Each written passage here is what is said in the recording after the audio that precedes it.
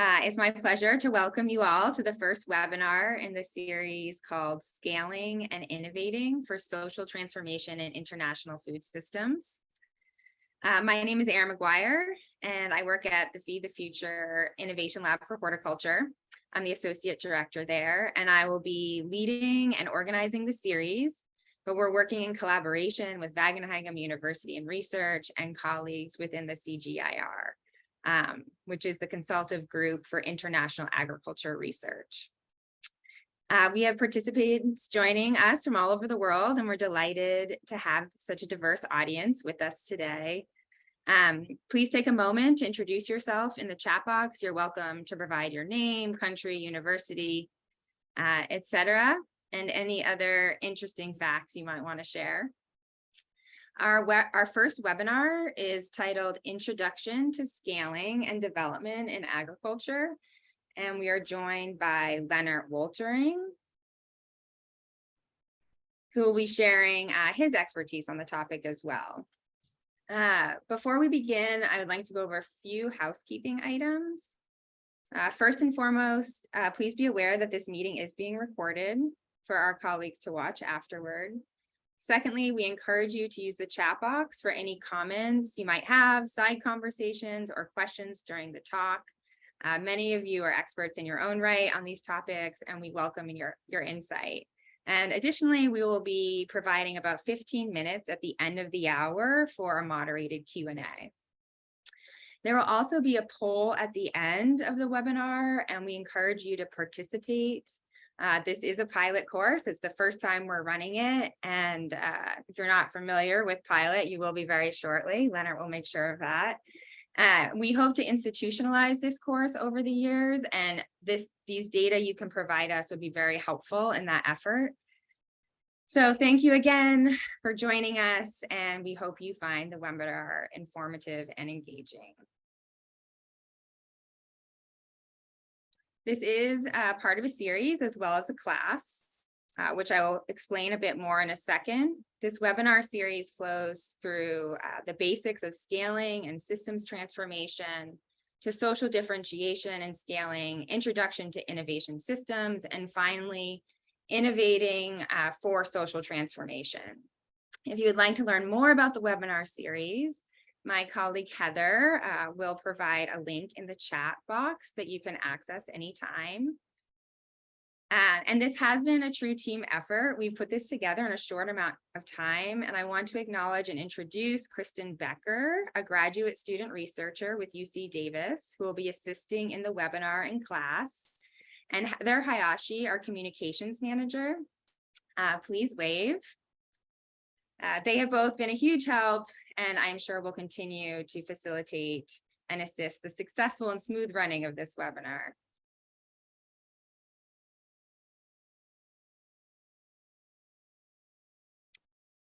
So the goal of the webinar series in class, it's an introduction to scaling and development in agriculture, including models of innovation, development, and scaling.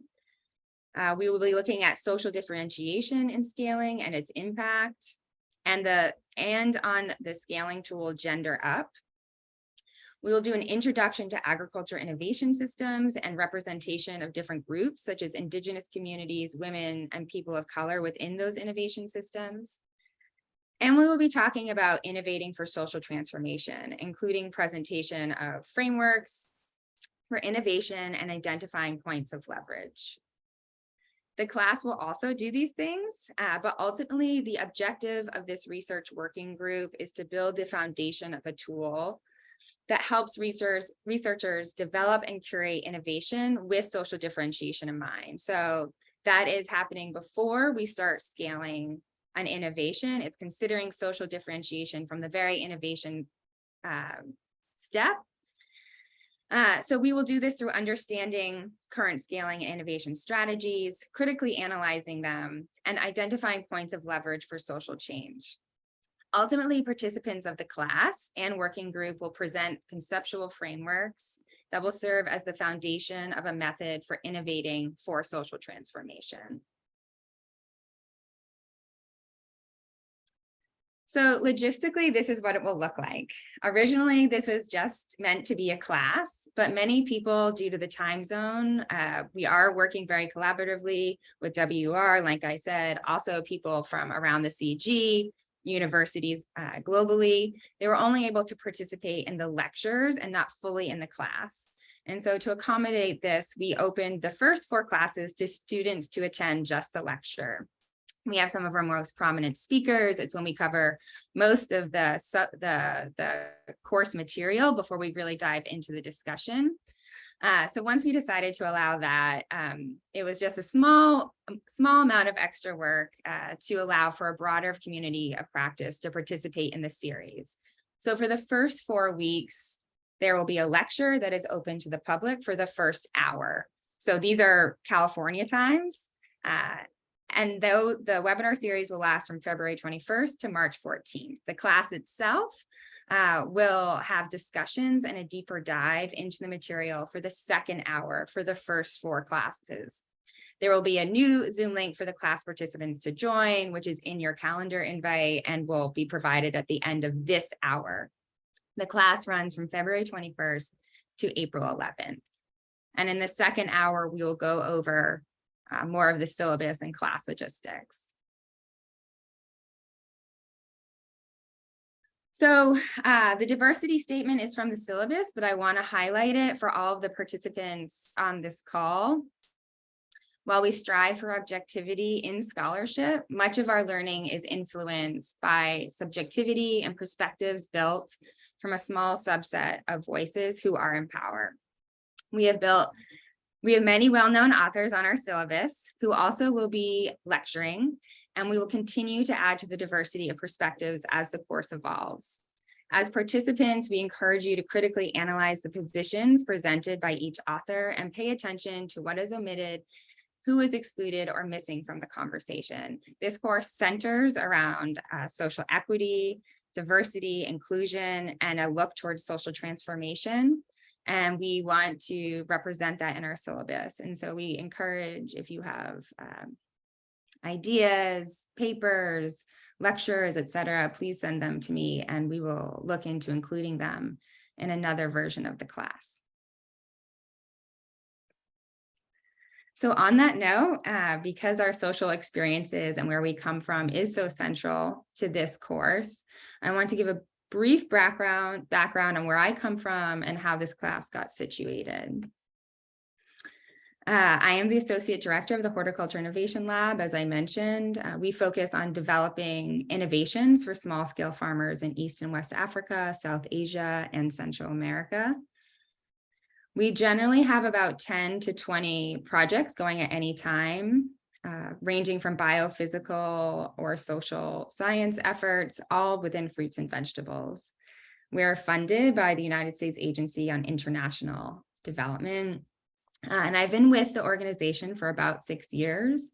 And in my time managing research projects, I noticed that a lot of the innovations developed in California, where I am, or in other well-funded research universities, et cetera, generally not where the innovations were meant to be used.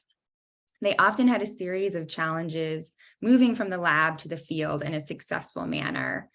And even if they did work in the field, they sometimes didn't accomplish what they set out to.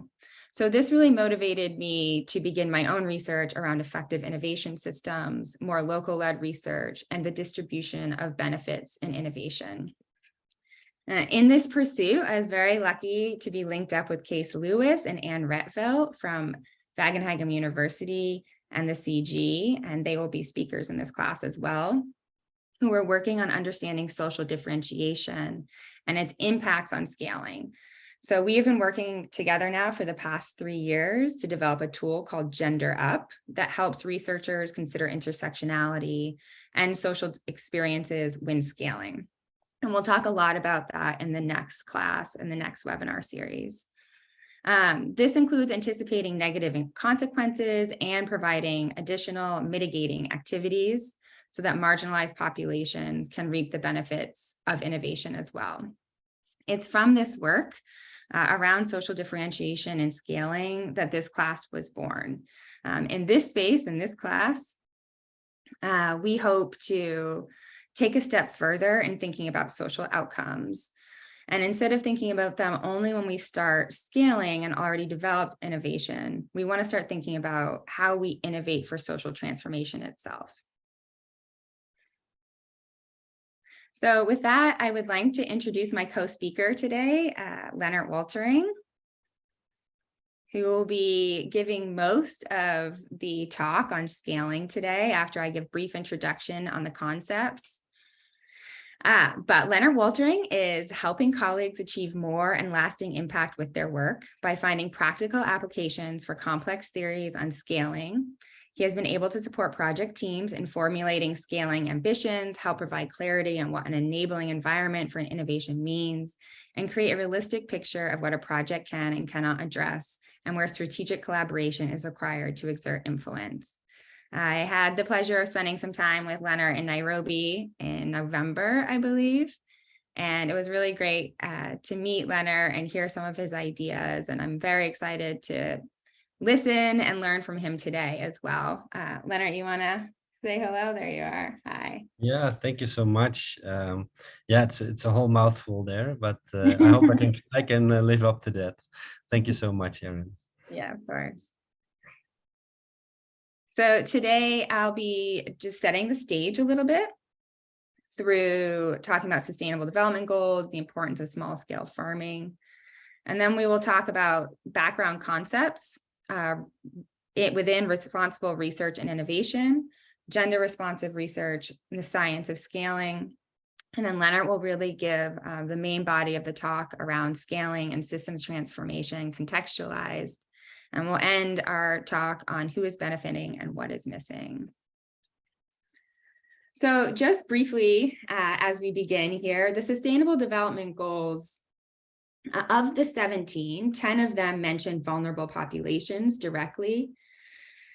And almost all of them focus on how to equitably achieve sustainability. So we are really, as an international development community, striving towards social goals. We want to end poverty in all its forms everywhere that we 100% know is finances are inequitably distributed. We want to achieve gender equality and empower all women and girls, and we want to reduce inequality within and among countries. So generally, within this context of this class, we're talking about using agriculture innovation as a means to achieve these social goals. And we aren't going to be able to be effective agriculture research for development actors without understanding how our innovations affect different groups of people. And this, of course, are the Sustainable Development Goals, but this runs through CGIAR targets, as well as USAID and many other large institutions. So small-scale farming is a really important mechanism in order to make change within these goals. The UN estimates that small-scale farmers produce over 70% of the world's food, and the FAO estimates that there are around 500 million small-scale farmers worldwide. Most of them are in Africa, South Asia, Central America, and Latin America, as many farmers in the US, Europe, et cetera, have more centralized, larger farming systems. In sub-Saharan Africa, small-scale farmers account for 90% of all farms and produce up to 80% of the region's food. So it is incredibly important to support these farmers, and it makes sense to act within these communities to make change around social equity goals. Specifically, women represent approximately 43% of the agricultural labor force in developing countries. In sub-Saharan Africa, women represent about 50% of the agricultural labor force and produce up to 80% of the food crops. However, women own less than 20% of the land in some countries, and in some countries, they are legally prohibited from owning and inheriting land. Only 10 to 20% of agricultural extension services are specifically designed to reach women farmers, and women-led farmers tend to have lower yields and productivity due to structural barriers. So while we have an incredibly robust small-scale farming community globally, particularly within West and East Africa, South Asia, and Central and Latin America. We also see women representing half this population, although they are often have many more challenges to overcome in order to get the same benefits from that small scale agriculture. So this is just to set the stage a little bit in the space that we're operating.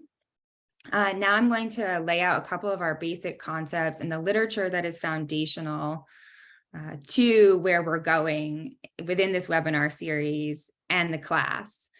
So in scaling and innovating for social differentiation, we're standing on responsible research and innovation literature. We're standing on gender responsive research and the science of scaling. And when we blend those all together, we get responsible and effective scaling, where we will spend a lot of our time discussing.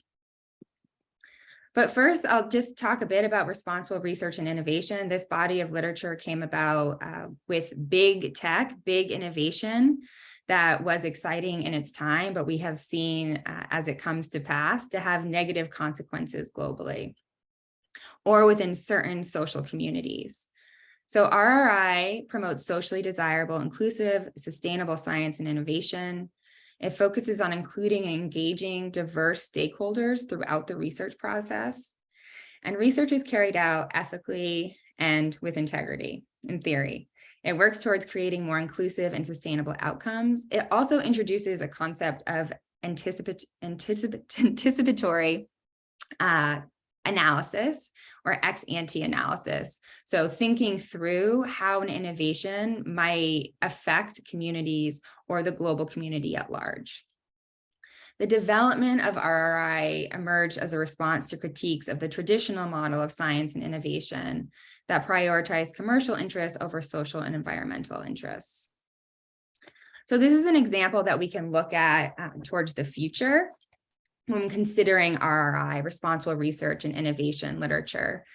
Precision agriculture technologies use data-driven tools such as sensors, GPS mapping, and drones to monitor and manage crops. And these technologies can lead to more efficient use of resources, increased yields, reduced environmental impact.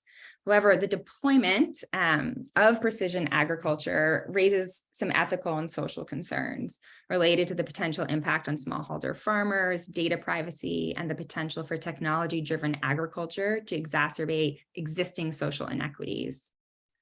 So, an RRI approach to the development and deployment of precision agriculture would be to engage different stakeholders, including smallholder farmers, around data privacy, and representatives from marginalized communities.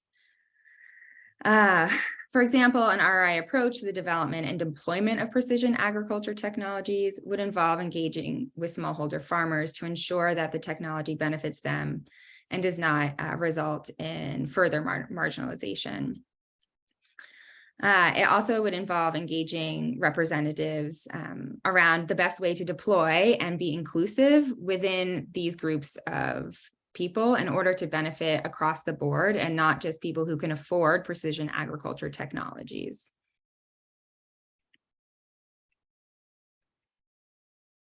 Responsible research and innovation, I would say, is now very well accepted and is being used in many government systems.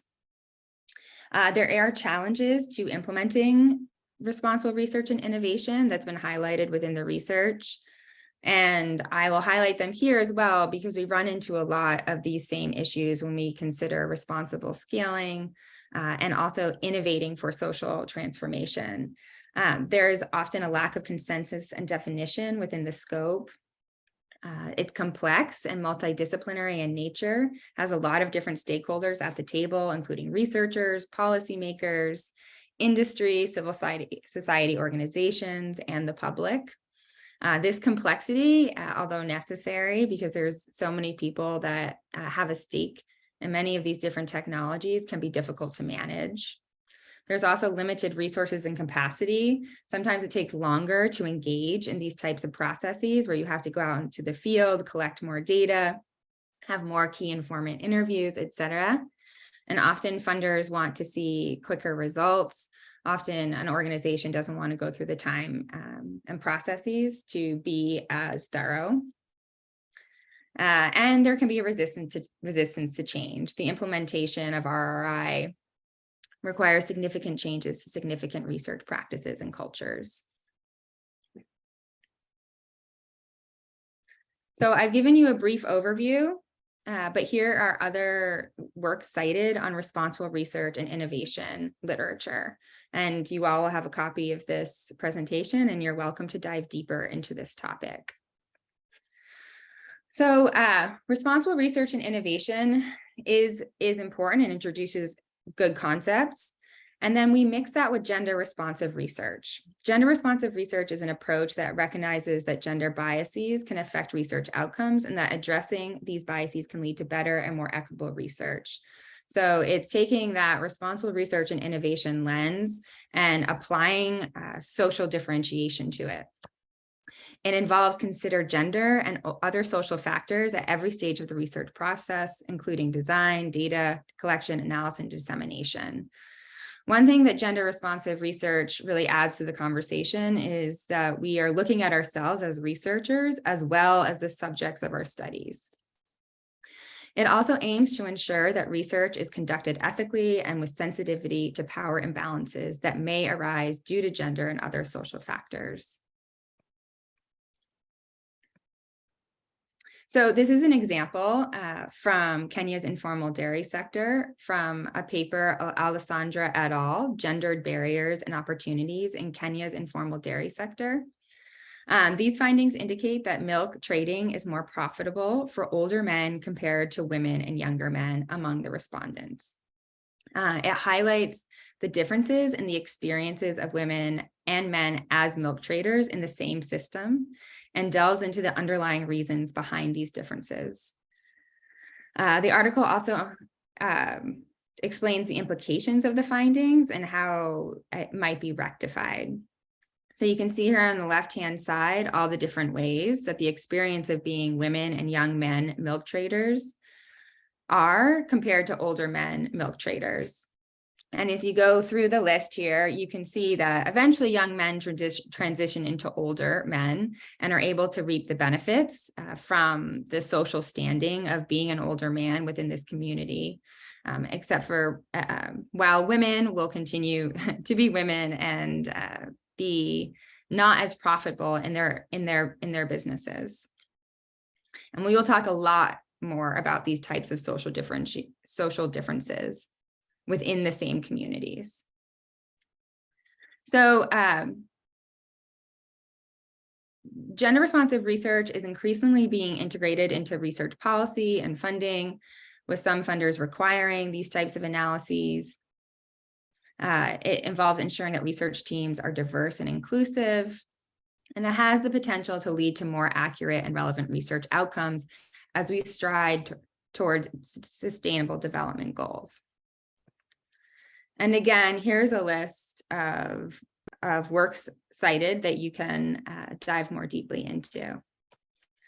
So finally, the science of scaling, before I hand it over to Leonard, these are some of the big concepts within this body of literature that we draw upon, and we'll be talking a lot more about in this class. So scaling pathways are the different pathways that organizations can take to scale their intervention. Contextualization is adapting interventions or innovations to local contexts. Sustainability is ensuring that scaled interventions or innovations are financially, socially, and environmentally sustainable in the long term. Monitoring and evaluation notes the progress of scaling. Partnership and collaboration has emerged as an extremely important aspect of scaling, of successful scaling, whether it be with governments, communities, universities, etc. It also has talked a lot about systems thinking, which Leonard will dive more into, making sure that you have all the players that you need in multi-different sectors to achieve your goal in scaling. And then finally, innovation bundling has emerged as very prominent and essentially gets to the idea that while we try to scale a core innovation, you very often need wraparound innovations in order to make that innovation successful. And the theory is, and again, we'll talk more about this, is that when you introduce an innovation, it will have a certain impact in a community that will make progress towards some sort of development or social outcome. So it might be increasing nutrition, income, etc. Your innovation will help drive that change. And as more people use the innovation, you will see greater change. And with that, I'm going to pass it off to Leonard to really dive into this subject. Yeah, thanks, Erin. This was very captivating. I was like, okay, you just go on. It's very nice to listen to you. But thanks, Erin, and everyone for inviting me and listening here. It's really great to be part of this series and kicking it off. So yes, I will speak about scaling and a bit of the experience that I have from a research organization point of view, the CGIAR. I work for CIMMYT, that's the Maize and Wheat Improvement Center. And we are working a lot on different kind of seeds and other technologies. So how do we come across scaling? How do we work with scaling? There's just somebody knocking my door now. Just 1 second. I'm in a hotel in Ethiopia. Let me check. That's good timing.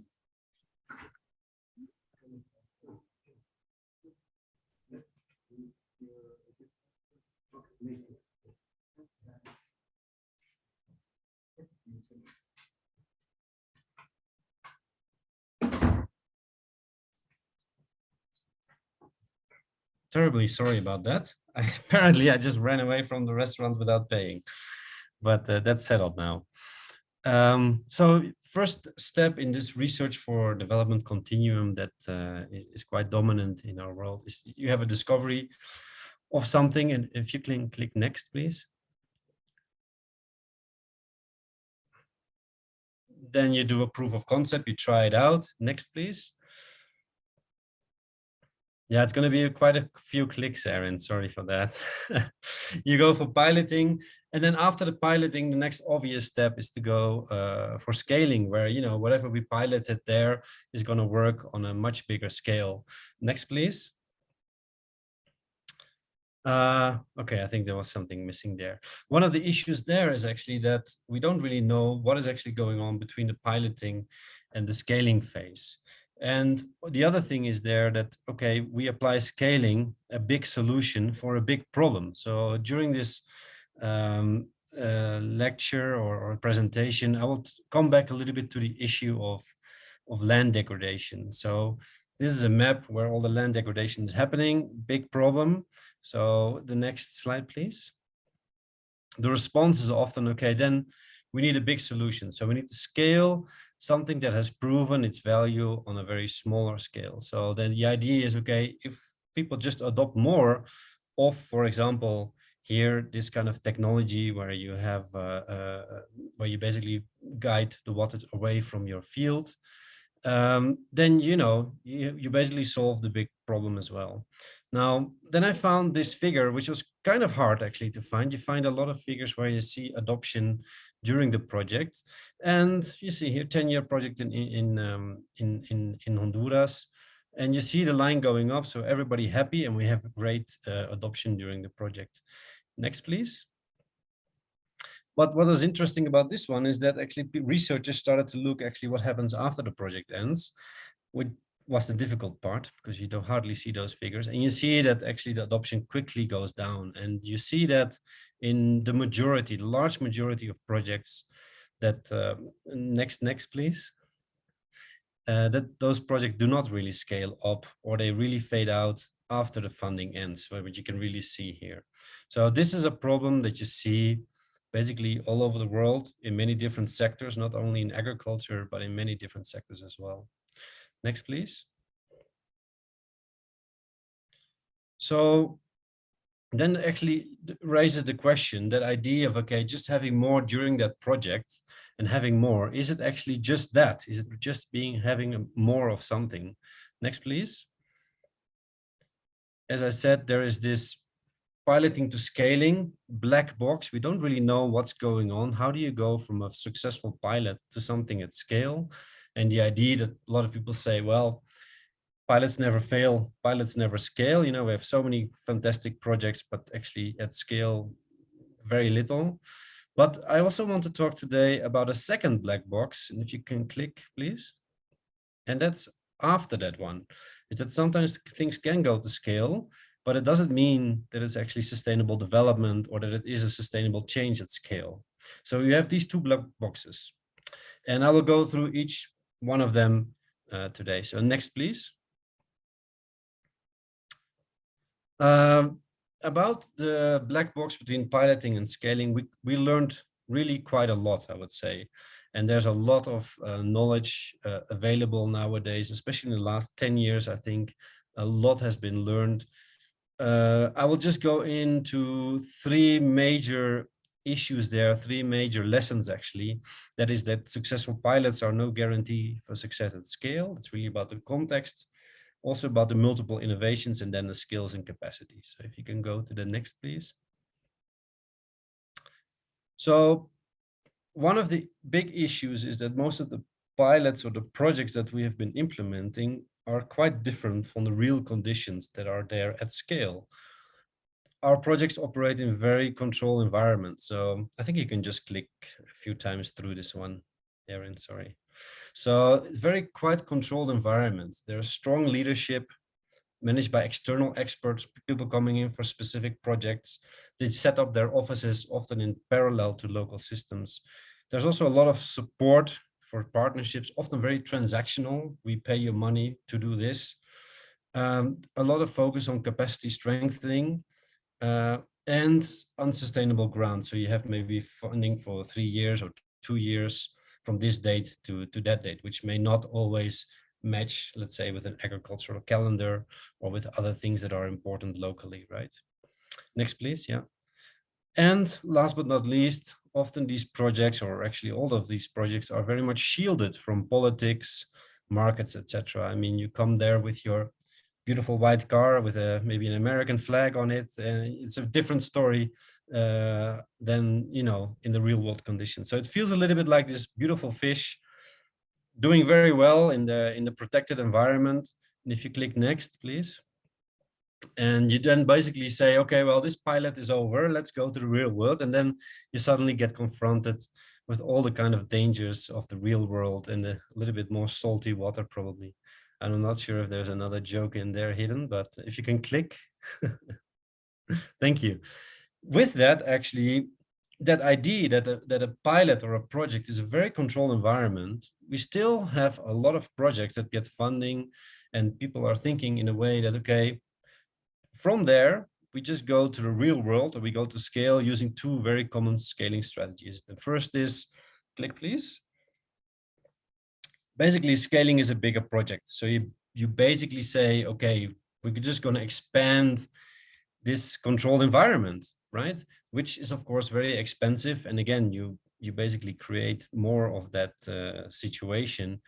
And the second strategy, which has been very common as well, is to say, well, this works so nicely. Look at this, how fantastic this is working. We just pull our hands off and that's it. Somebody else will scale it for us, no? And those two strategies actually don't work.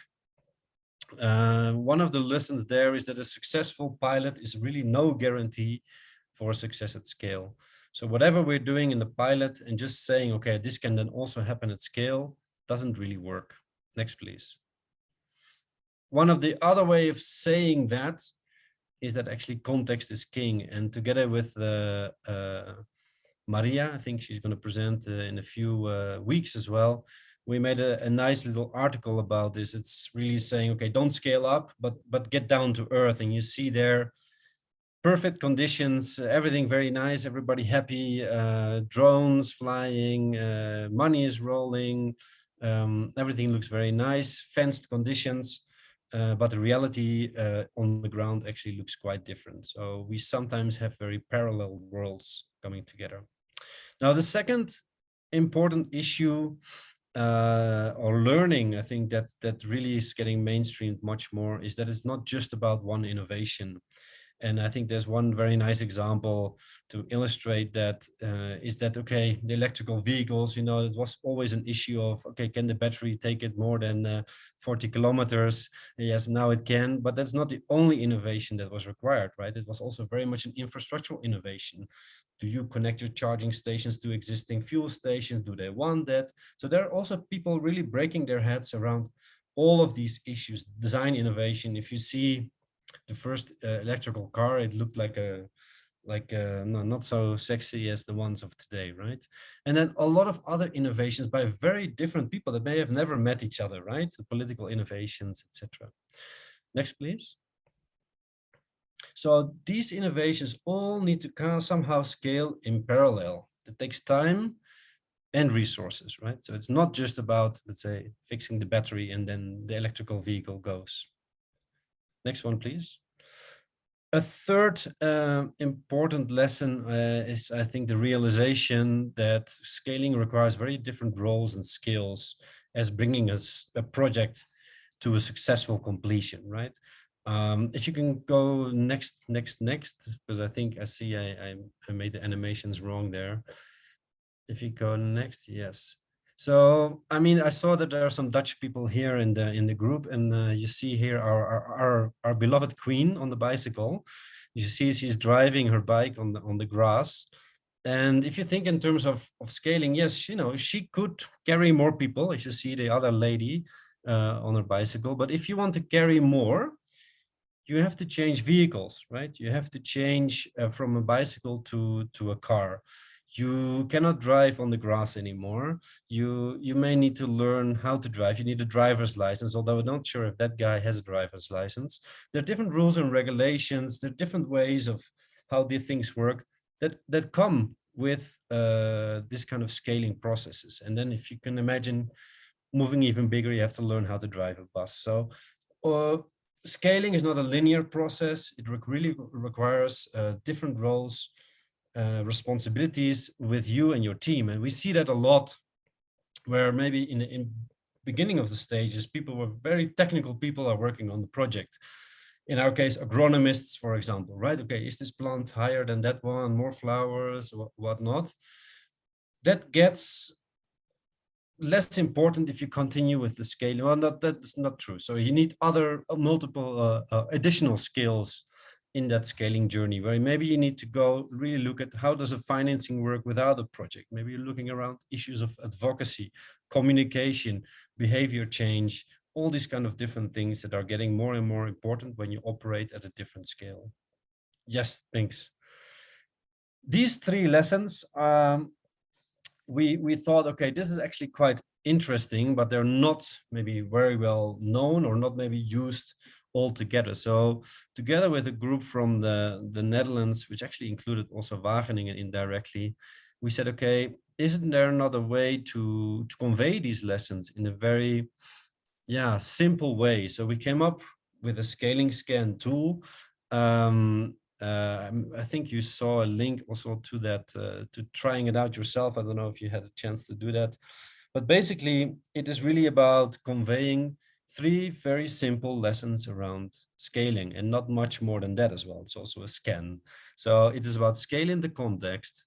It's about this idea of the core and the supporting innovations, the idea of the electrical vehicle, and also what Erin was saying about bundles of innovations.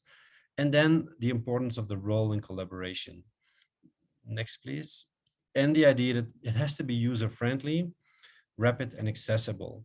Because one of the things that I realized when we started this work is that a lot of the knowledge is very theoretical, very academic, very difficult to understand by the people that actually are affected most by scaling.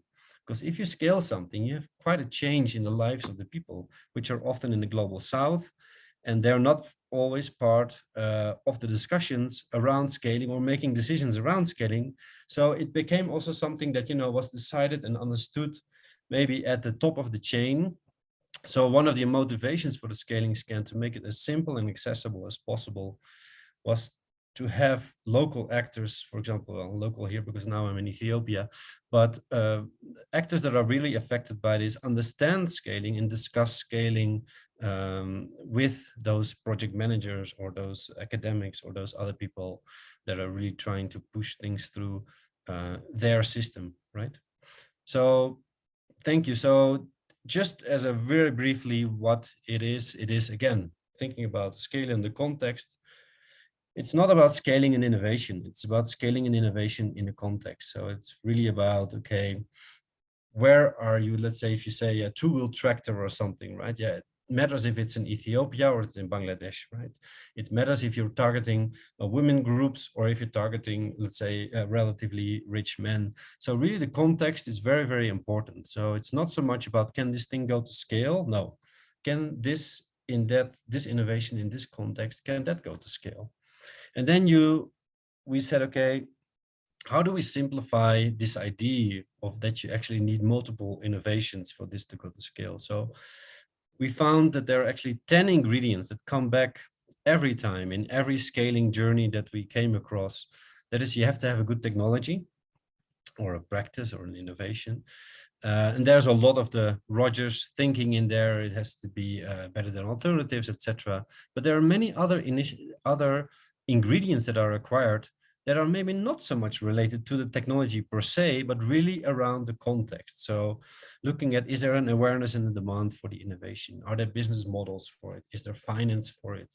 But also, is there leadership for reaching that scaling ambition? So these are the kind of the 10 ingredients that we put there. And then we basically ask people, okay, can you score how well you're doing towards these ingredients to have a sense of the enabling environment for scaling? And then in the third step, you kind of look at where actually are your strong and where are your weak ingredients. And in our case, from a very technical perspective in terms of the CGIAR, often people realize that, okay, we have been tweaking a lot the innovation and technology, making it a little bit better, doing this, doing that. But there are huge gaps in terms of finance or business models that are just not there. So it's kind of like the barrel is leaking there where you're actually not paying any attention. So can you do something about it? Yes or not? Can you do something about it through collaboration? Maybe that's something that you need to look at. So it's a very simple way of conveying these three lessons about the context, the other kinds of innovations, and then actually what you can do and how collaboration is key. Next, please. So looking at those lessons, what are actually implications for projects? So one is that you have to pilot as much in the real world conditions as possible. So the more you make it into kind of like a project with all these kind of criteria that I said before, the more you're actually detached from the reality, right? And I would argue also that maybe if you go to the next, if you click once more. Yeah, so I would argue here for a phase between the piloting and the scaling, but really pilot the scaling. So pilot, how can you finance, for example, this at scale and see that as part of the project? Not only look at, does this innovation work? Do you actually get more yield or the other preferences? Is it better than what is there? No, but also, can this be sustained on the long term? Is there collaboration models that you can test? Are there finance models that you can also test? So not only about does it work or not, but also testing out some other things. Thanks. Now, let's go to the second black box. We just talked now about how you get from piloting to scaling and the learnings around that. But there's another black box after scaling, right? And we see that actually there's been a lot of maybe scaling successes that actually stayed very isolated and really didn't lead to the change that we wanted to see. Next, please. So yeah, I think you can go next until all the pictures are here. Exactly. So what we realize is that actually the way that we do our projects is very focused around, okay, so many beneficiaries are adopting this by the end of the year. And what you actually have, then you have the system or the environment, the society just moving on, and we do our project very isolated from that in the fenced conditions. And there are some changes in there, but it doesn't really affect the system. So really going back to the idea that we're doing a project to change the system or the way that things have been going. Bringing that idea back, maybe next slide. You would call that maybe a systems approach to scaling, which you refocus a bit on actually why are we scaling? And it's not so much then about, yeah, we just want more of this innovation. No, we want actually good change, right? And then you get into a kind of like a new or a different way of different discipline, if you want to call it, which is about systems change, which basically is about lasting change by altering some of these underlying structures and supporting mechanisms, policies, routines, relationships, etc., which make the system operate in a particular way. This sounds like super fluffy. It is also a little bit, so I'll try to spend a few slides on that. Hope it gets better. I don't promise anything there, but so one of the problems I think in our way of treating issues is that we treat them very much as very linear problems, right? You have a flat tire, you fix it, it's over. But many of the problems that we're dealing with, if you click to the next things, are actually very wicked and complex problems. If you just talk again about land degradation, it has agricultural elements in it, but also economy, the environmental issues are there, society, governance. It's super complex things come together. It's not just like fixing a tire, right? So the kind of stuff that we are dealing with, what Aaron was saying, poverty, sustainable development goals, they're very, very, very systemic in nature. They're all systems problems, but we tend to treat them like fixing a tire, right? Like we bring a solution and that will fix the problem.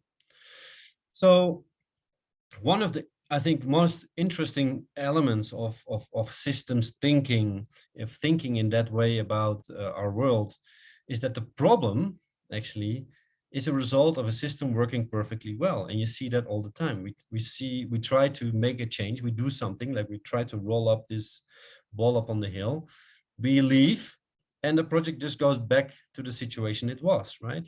The system is actually not really supporting ourselves, right? As we just don't do anything now, the soil is 100 times lost 100 times faster than it builds, right? If, again, talking about soil degradation. So we're actually on that hill where if you don't do anything, the things actually are going down. So through project, we sometimes try to stop the ball, but yeah, it actually eventually will roll down again. Next, please. We looked at the example in Central America and trying to understand degradation there by using a very, very simple, but I think very powerful systems thinking tool, which is the iceberg. And basically the idea is that you see the tip of an iceberg and 90% of it is underwater. If you address an event, in this case, let's say a problem, it's like chopping off the top of that iceberg. Because of the buoyancy, the thing will float up again. You just get a new top, right? The problem reappears again. So looking at land degradation, in this case, I think it was El Salvador, Honduras. If you click on the next, Aaron, maybe, you say, okay, the fact that land degradation is happening is, well, there's a lot of underinvestment in R&D. There's actually no or very insecure land tenure. Policies are designed to give away natural resources. They sell it, for example, to foreign companies. That's the structural issues, really the things kind of tangible. But there's also very much mental models that actually feed those structures, because there's a sense of, well, agriculture is basically about exploitation, getting as much from your land in a short time as possible. It's about consumption, getting as much out of that again, and in the economic inequality in Honduras, where you just basically look at, well, rural people and urban people like, well, you just have to give us what you need, right? So if you then want to go to land restoration, next slide, please. If maybe you just click on, and then it's maybe a bit easier, where you see, you know, the land is restored from all this degradation. Our approach is often you plant trees, or you do some ditches, or what you saw in the first slide, right? You do those kind of measures. But that's very superficial, right? Because you're not addressing actually the deeper roots why that problem is there. So in that work that we did with Catholic Relief Service, they looked at, okay, we actually have to start with the mental models. So they worked a lot on working with youth groups, linking social also with environmental degradation. They did that actually quite a lot through the church.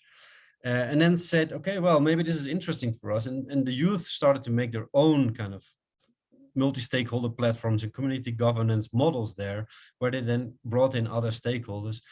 And that then led to the land degradation, which is in that sense a much more sustainable pathway than just going straight from, planting trees there.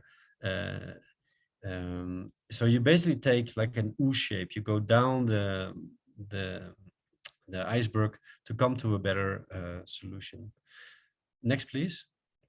And Leonard, I just want to let you know that if it's possible, we could take questions in maybe 4 or 5 minutes. I know that I took more time than I expected. So No, that's great. I already had in mind a few that we could skip.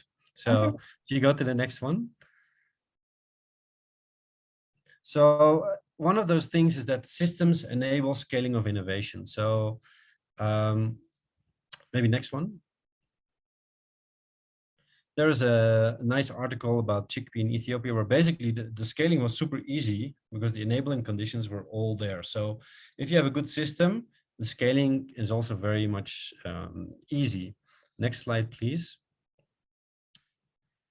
But also the other way around, scaling can also change systems. And I think this is on the right, there's a nice picture of work from Wageningen saying, okay, if something scales up, other things may scale down.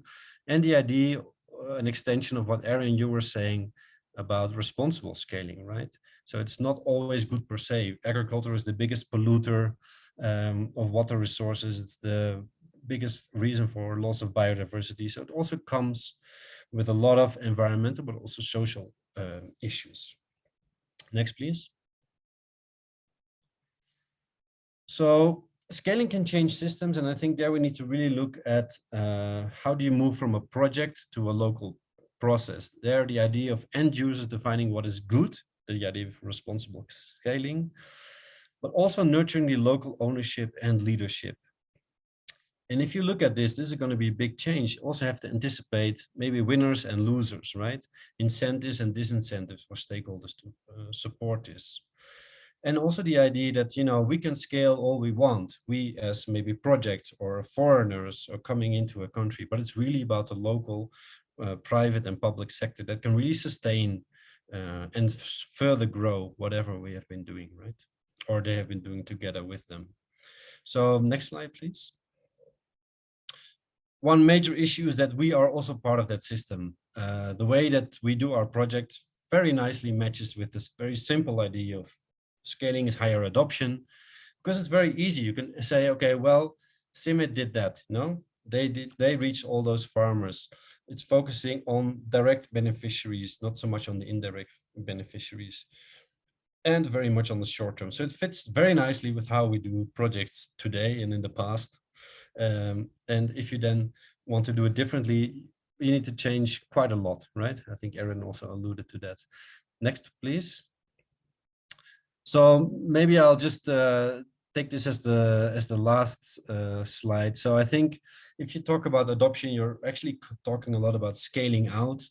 We use this scaling pyramid. It's based in Mexico City, which is often popular there to talk about pyramids. So the idea that scaling is not just a one-dimensional thing. It's also really about enabling others to scale out with you through changes in policies and other ways of collaboration, etc. So that 1 and 1 is 3. But there's also this very important dimension, which creates actually the stability of the pyramid, that after you're gone, it just doesn't tip over. And maybe you can click one more time, Aaron. That is the idea of scaling deep. So that has a very strong elements of systems thinking in there, that bottom of the pyramid there, that it's really about shifting mindsets and values and practices, so that 1 plus your corazón, your heart, is actually 5. Let me stop there, and then maybe take some questions. Thanks. Great. Thank you so much. It was wonderful to hear you speak. And Leonard and I did have grand plans to talk back and forth, like it was a conversation, but it was nice just to listen. I learned a lot. So thank you. This lecture closes down with thinking through some practical tools, and then who's benefiting from these systems, as Leonard is getting at, and what some of the negative consequences can come from it. And then finally, who is missing? So considerations of different social experiences, and as was mentioned quite a bit, who wins and who loses. And that is our cliffhanger for next week, which is on social differentiation and scaling and the impacts and places to consider social differentiation. Yes, and with that, we'll open it up to questions. And of course, Leonard and I will be here to be with the class afterward. So those that are participating just for the lecture, of course, are free to go, but we can open up questions for the next 10 minutes or so. And I will ask Kristen to moderate some of the questions that came in the chat, if they did. Yes, we have one from the chat, which Leonard kind of covered, but are there good examples of successful scaling up of environmentally sustainable and socially inclusive technologies? Which, where, and can you share some examples? I'll happily pass that to Leonard if he has some examples. Otherwise, I know we'll be also talking about this a lot in the coming days. So Yeah. Go ahead. Well, I think there are quite some examples. I'm just thinking now. I'm here in actually a mechanization workshop, and today we heard quite a lot about machinery that is really developed also for women groups. Some are working on solar energy as well, so also dryers, but also grinders. And some of them are doing quite well, but again, it really depends on the context where they are and how they are brought in, and the history of that. So if you just give them at a random locations without really looking at maybe who's going to use it, even things came up like due diligence of, for example, farmer cooperatives. Some farmer cooperatives are also not really maybe ready to absorb these kind of innovations, even if the innovation is maybe not that expensive. But if it is, let's say, a double of their turnover, whatever they're getting, that's also not really helpful, right? So again, scaling really depends on the context again and user. But yeah, there are definitely some really good examples, I think, especially mechanization as well, that are really also very geared towards women.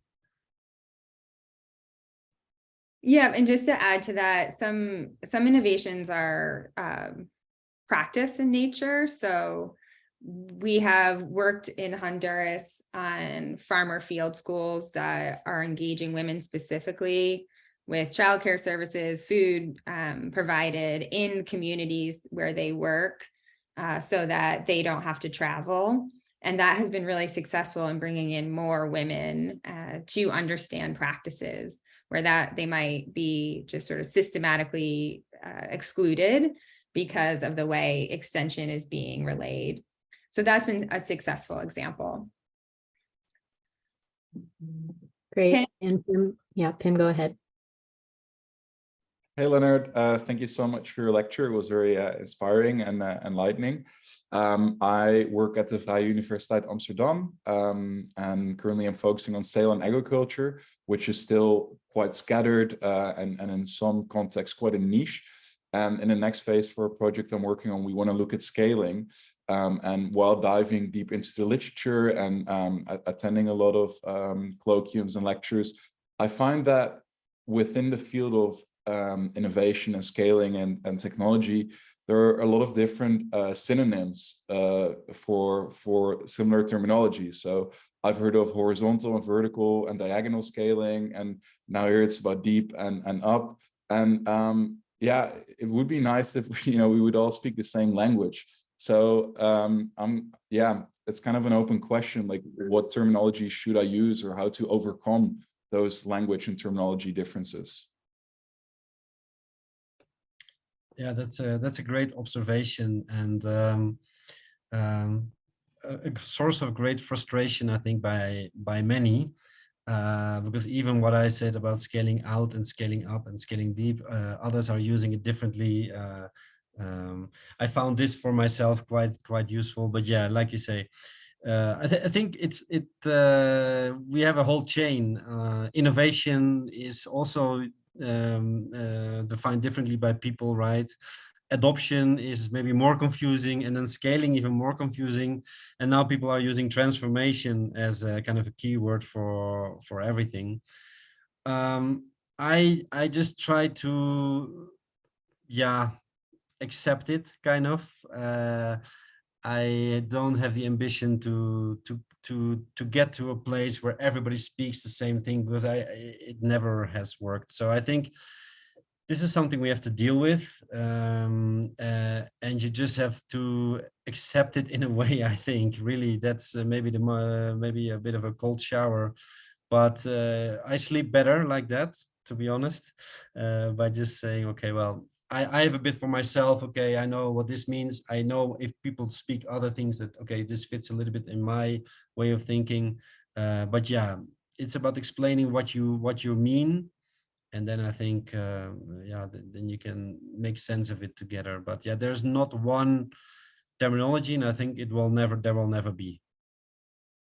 If I can just add to that, I think although it can be very difficult, especially when you're getting into a subject, you will see eventually that it all becomes clear and we're all talking about much of the same thing. But it is also a positive, because it means that more people are joining the conversation.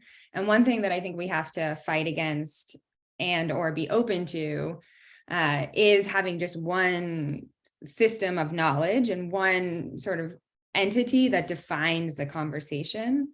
And so we get more words, of course, to define things as more people come into the conversation and explain it from their own perspective. Thank you so much. Great, we'll take one from the chat. How do you measure impacts of scaling from the systemic view? Yeah, that's also a really a great question, because you do want to go beyond actually the number of people that are adopting it, because actually that is a result of your scaling efforts. You know, you basically put things in place, you change your mindset so that people actually want to adopt some of those kind of innovations and other innovations. So you have to go beyond that. So what we're trying to do is really to look at, okay, well, how many other partners are maybe interested in this, or are also supporting, promoting maybe this kind of innovation, so that you also don't exclude, that you don't only look at one particular innovation, but that you look a little bit more at a set of innovations and a set of changes that they're trying to do. So you really have to venture into this much softer world of slow changes, influencing organizations, and setting basically more enabling conditions for scale to happen rather than scaling yourself, which is not always acceptable by most donors, actually, because they say, no, we want to have hard numbers. But yeah, I think this is eventually where we have to go to. Do you feel that the narratives are maybe changing on a particular topic, right? Maybe on women and mechanization, no? Now you suddenly see women on a tractor in Ghana, or you see that this is promoted. This was not there before. So maybe those kind of things, very soft things, I think they're getting more and more important, and they have to be more and more important than just counting the numbers of adopters that you have during your project. But it's a tough one for people to get around, and but fortunately there's also quite some development in the kind of monitoring and evaluation going on. You have you can look into, let's say, blue marble evaluation or outcome harvesting, where they don't look at the outputs that come out of it, but really at the outcomes very indirectly. So there's quite some movement there as well, and we need that. But it's a great question, yeah. Thank you. Jonathan, would you like to go ahead with your question? Yeah, okay. Thank you very much. Thank you, Lennart and Erin, for getting this started and those nice presentation and introduction to this important topic. I think I wanted to make a comment that maybe if you want to, you can respond to, but I'll try. So it seems to me that the way scaling is and the concept of responsible scaling didn't get, or it's just starting to get traction now, yeah. But things are the way they are because of probably the way research for development work has been funded in the past, and still continues to be funded. So there is some work here, of course, we can do to, of course, try and change the mindset of the researchers or people doing research. But then there is also quite a bit of work that needs to happen, probably also with the donor communities, and sort of try and bring them to this new way of seeing how to fund research for development projects and programs. This is a theory I have, but I don't know whether you have a comment to that and whether you're aware of any efforts or initiatives that are in place to try and also start bringing this to, the donors actually kind of think this way. Yeah. Well, Erin, I'm just going, unless you jump in, because my mic is all the time open. Okay. Yeah, no, that's a great point. And I one of the things that I'm also a part of is a community of practice on scaling that's led by the Brookings Institute in Washington. And there's a lot of donors are also a member of that. There are about 50 people of the CGIAR are a member. But in that community, we also have a lot of access to donors, and you see the interest in changing that to a much more systemic way of thinking about actually what we are doing. So we actually had an annual meeting a month ago, and one of the topics was, okay, how do you mainstream these kind of things with the donors? It is quite challenging. What you see is that I think foundations, they're probably the first ones that are changing. Skoll Foundation, Co-Impact. We have IDRC, Canada, that are really trying to repurpose whatever they're doing. You see it also some NGOs, CRS, also really looking at Catholic Relief Services, at how do you do things at scale? How do you don't create such project dependencies? I recently met somebody from the Bezos fund, and they were saying, look, we want systems change, but we only get these very linear projects from everybody because everybody's kind of brainwashed in that direction, that nobody is creative anymore in saying, okay, well, maybe I cannot measure what we do, but we are at least doing a good process. Have faith in the process rather than maybe in the output. That's it's changing. So I'm quite hopeful, but maybe it's going still too slow. I'm talking a bit more about systems change, but I think responsible scaling is very much part of that. It's really maybe a prelude to that. By also being able to be critical about your own scaling is not easy, also not for a CGIAR institute, right? Because the whole business model has been, we create innovations, they're so good that they will scale, right? So if you then start asking questions about that, you kind of shoot yourself in the foot. So you need also really strong, I think, leadership and willingness of people to also be very self-reflective and be critical about our own work, which is sometimes difficult. No, this also takes some time, and some people that rock the boat, and doesn't sometimes they fall out of the boat also. No?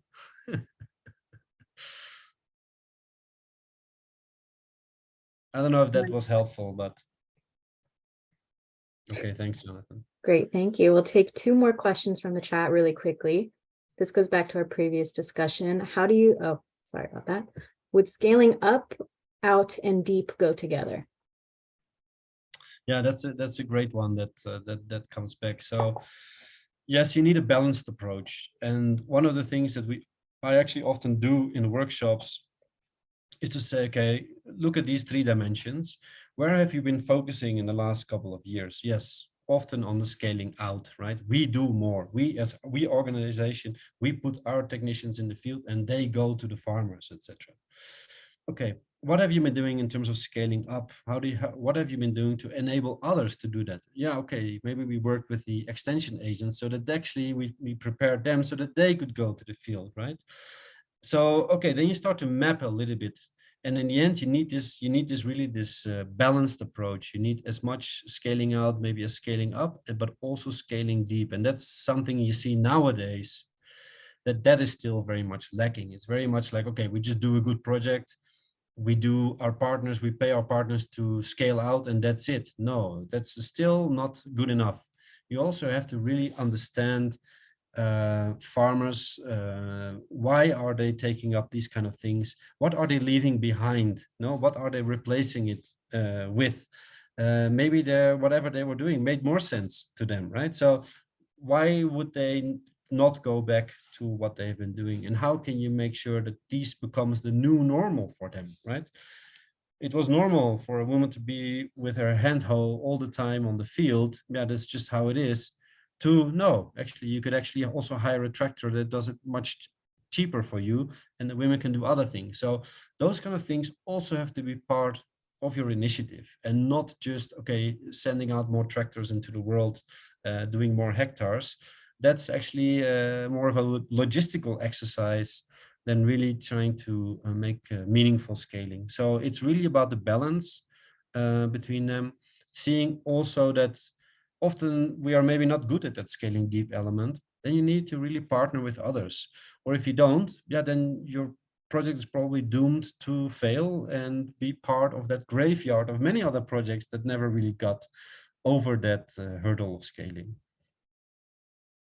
If I can just add one point to this, and you might have been making it too, but the contextualization of this, of innovations, and to Leonard's point about the tractor helping women with sort of drudgery, there's also issues around women not using mechanization and not having access to a tractor. So it will get into what are you really trying to change? Are you trying to get more productive agriculture, or are you trying to transform women's experience?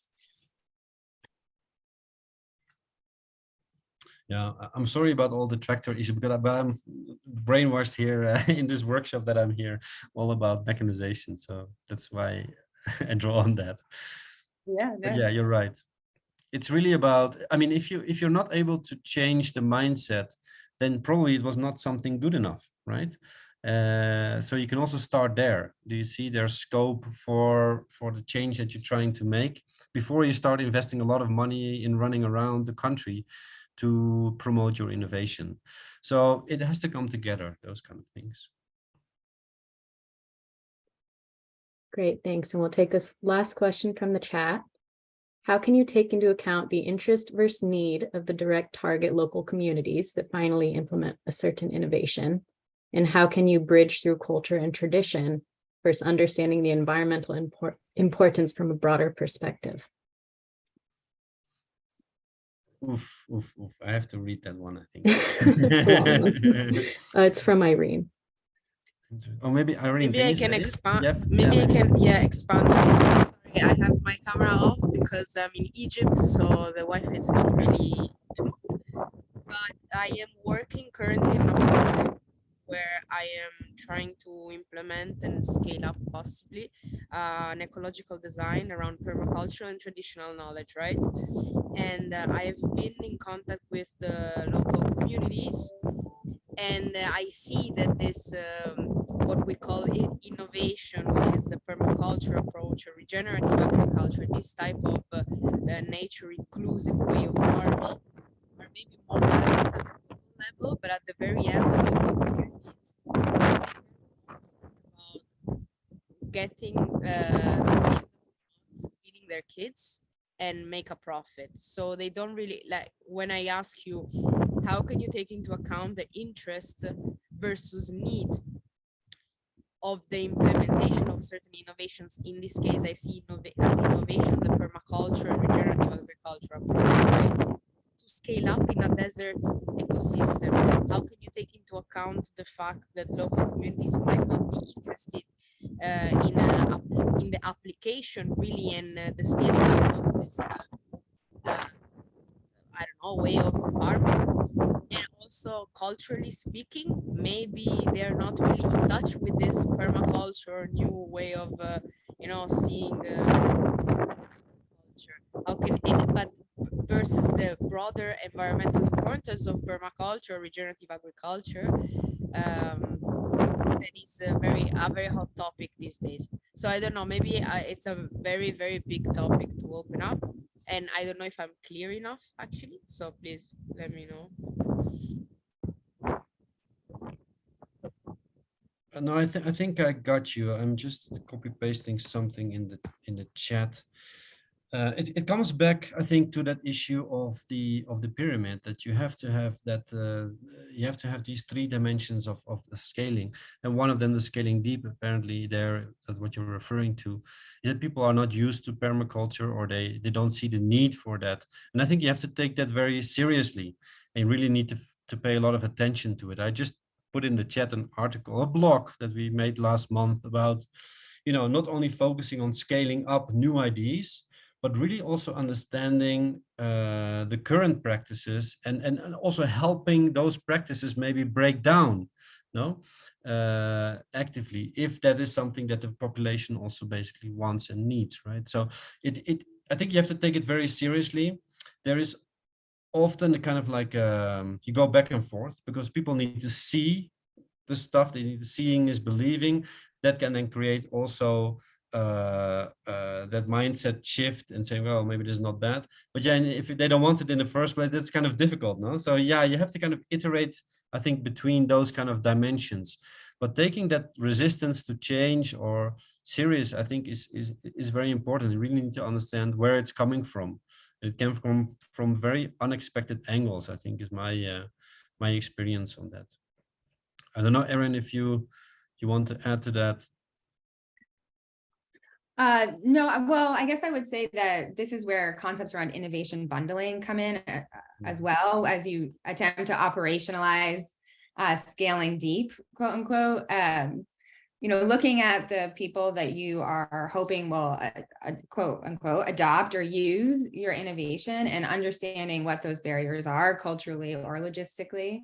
I put in the chat that I think risk for different populations, different populations will take on risk differently. And of course, people who are more marginalized might feel more pressure to not try something new, because they just can't risk their families' nutrition, et cetera. So really looking at this core innovation, which is permaculture, and understanding the wraparound innovations that need to occur, or mitigating activities, whether that's financing, education, et cetera, helps you sort of scale in this more robust and community way, quote unquote, deep.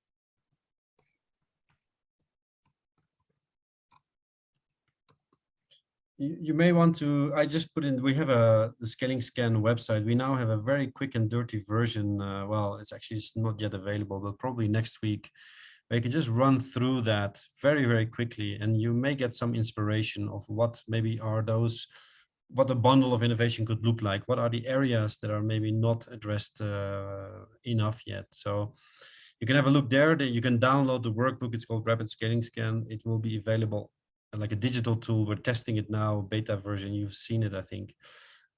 But that may be helpful also, just to break away maybe a bit of the thinking.